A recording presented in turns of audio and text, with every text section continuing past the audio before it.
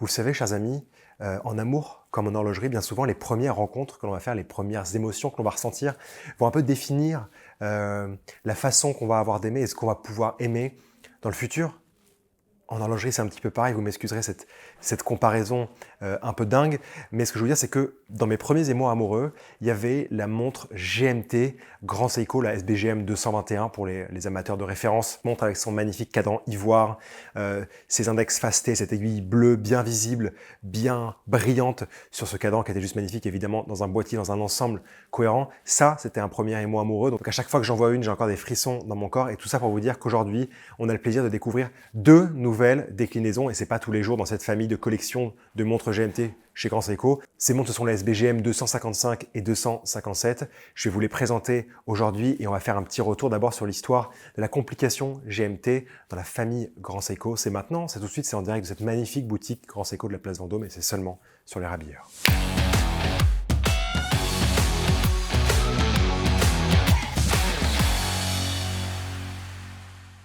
Alors, on va pas revenir sur toute l'histoire de Grand Seiko, sur les débuts de Grand Seiko, pour ça je vous mets une vidéo juste ici, mais j'ai envie de vous parler un petit peu par rapport à toutes les familles de mouvements qui sont importantes chez Grand Seiko, de l'apparition de la fonction GMT.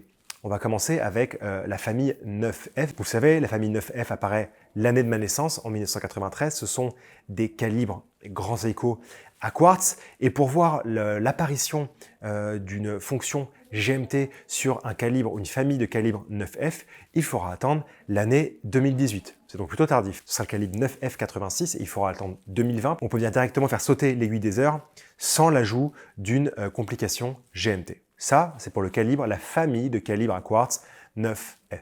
Maintenant, passons au calibre mécanique. La fin des années 90 va être extrêmement importante pour Grand Seiko qui va présenter deux calibres mécaniques à remontage automatique. Le 9S51 sans la date et le 9S55 avec la date. Ces deux calibres-là, ils ont été pensés par Akira Ohira, qui est un grand horloger de chez Grand Seiko. Et quoi qu'il en soit, Grand Seiko arrive à la fin des années 90 avec une proposition très puissante en matière de calibre mécanique. Pourquoi puissante? C'est que Grand Seiko va aller un peu titiller le COSC, le contrôle officiel suisse des chronomètres, en proposant des mouvements qui sont précis à plus 5, moins 3 secondes par jour, alors que les mouvements du COSC sont des mouvements qui sont précis à moins 4, plus 6 secondes par jour. Alors ça se joue à 2 secondes, du coup, à 1 seconde par-ci, 1 seconde en plus, 1 seconde en moins, mais l'empreinte est forte et Grand Seiko essaye de marquer les esprits. Évidemment, Grand Seiko va par la suite développer son standard Grand Seiko qui va aller chercher encore plus loin des tests plus rigoureux, avec des températures plus rigoureuses, des mouvements, des chocs plus rigoureux, pour pouvoir justement offrir aux montres qui sont présentées aux clients finaux dans les boutiques une résistance sans précédent. Tout ça pour vous dire qu'en 2002, et c'est là où il faut noter, donc n'oubliez pas 2018 pour la famille 9F à quartz, 2002 pour la famille 9S à quartz avec le calibre 9S86, la présentation d'une fonction GMT dans un calibre 9S. C'est la première fois. Ce calibre, c'est le calibre 9S56 et c'est que la première fois où on va intégrer une complication GMT dans une Grand Seiko, c'est tout. Le modèle qui embarque le 9S56 de 2002, je l'ai vraiment en tête avec ce cadran noir, brillant, laqué, cette aiguille rouge, cette échelle des 24 heures sur la lunette fixe en acier où les chiffres en arabe sont gravés et noircis, ensuite sont peints. C'est juste magnifique et ça inaugure vraiment une nouvelle ère de la montre GMT mécanique chez Grand Seiko. Mais mon exposé serait incomplet si je ne vous parlais pas de la famille de calibre Spring Drive. Donc vous savez, c'est cette dualité d'esprit entre d'un côté un ressort mécanique et les organes régulateurs qui sont eux électroniques. Cette technologie-là, elle apparaît à la fin des années 90 chez Grand Seiko, en 1999 très exactement, mais la première montre à l'embarquer, elle apparaît en 2004 et c'est plutôt ça qu'on va retenir. Et moi, en 2007, j'ai vraiment une montre en tête Spring Drive, un chronographe avec la fonction GMT, vous savez, ces poussoirs surdimensionnés qui donnent vraiment une identité juste dingue au chronographe Grand Seiko, en particulier ici avec une fonction GMT.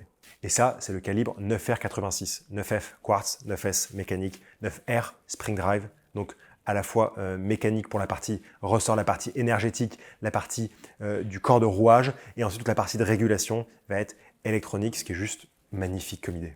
Revenons-en à nos premiers émois, je vous parlais de la SBGM 221, pièce que vous pouvez découvrir en 2010, donc ça fait 15 ans qu'il n'y avait pas eu de grandes nouveautés dans cette famille de montres tellement importantes pour beaucoup de personnes, beaucoup d'amateurs de GMT, beaucoup d'amateurs de Grand Seiko et du coup beaucoup d'amateurs de GMT Grand Seiko. On découvre donc deux nouveautés, SBGM 255 ou Snowdrop avec un cadran blanc opalin qui se rapproche évidemment d'une neige fraîche. Vous verrez la poésie japonaise toujours de très haut niveau. Et la SBGM 257 qui elle est appelée Moondrop, c'est quand la lune apparaît dans un ciel qui n'est pas noir mais qui montre plutôt des accents bleu marine. Et vous allez le voir, même si les deux montres ont des teintes de cadran différentes, elles ont exactement le même esprit. Je vous parlais tout à l'heure de ce premier émoi horloger. On va retrouver ce boîtier de 39,5 mm de diamètre qui fait ressortir le poly Zaratsu avec ces fins chanfreins sur les cornes, ces chanfreins évolutifs, cette lunette courbée très fine et évidemment ce cadran tout à fait intéressant en matière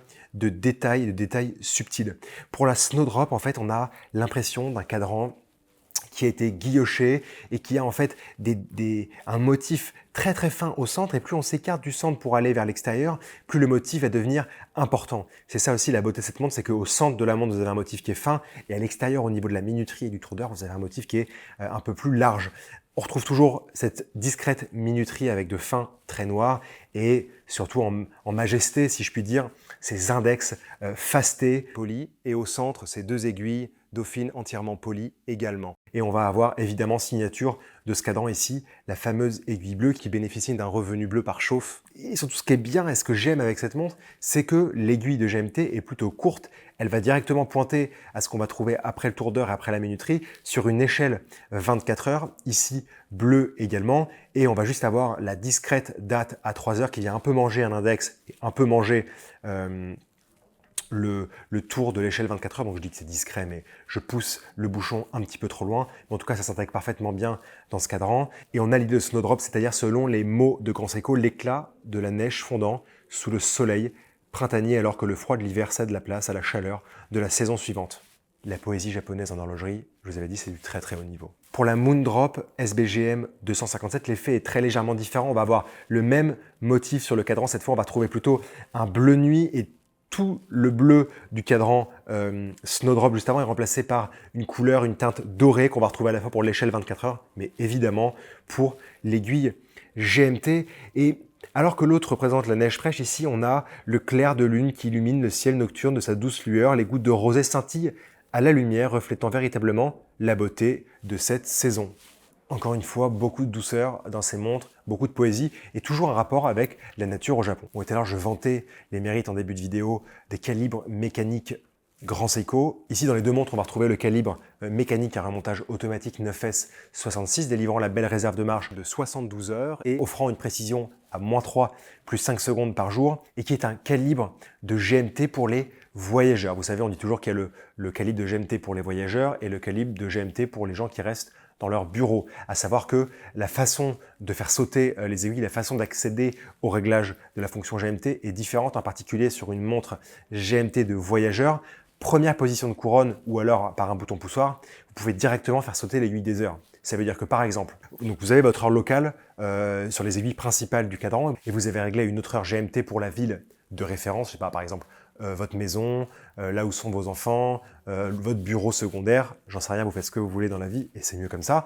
Mais en revanche, si vous changez d'un seul coup d'un pays à un autre, si par exemple vous prenez un vol pour aller vers Londres, et ben vous allez directement pouvoir, grâce à la première position de couronne, c'est-à-dire en ne touchant pas l'aiguille des minutes, en ne touchant pas l'aiguille de GMT, envoyer un cran en moins de l'aiguille des heures, donc pouvoir directement passer, par exemple s'il est 10 heures à Paris, à 9 heures à Londres, sans, on va dire, toucher au reste de l'écosystème, sans brouiller le reste. Et ça, du coup, c'est vraiment une fonction qui est très attendue et très appréciée dans les GMT dits de voyageurs. Ces deux nouveautés SBGM 255 et SBGM 257, donc Snowdrop et Moondrop, sont proposées au prix de 5 200 € dans vos boutiques Grand Seiko favorites, notamment ici dans la majestueuse boutique de la Place Vendôme. Que dire évidemment, encore une fois, vous rappelez ce premier émoi qui a été l'émoi de tant de personnes dans l'horlogerie de cette montre de 2010, la référence 221.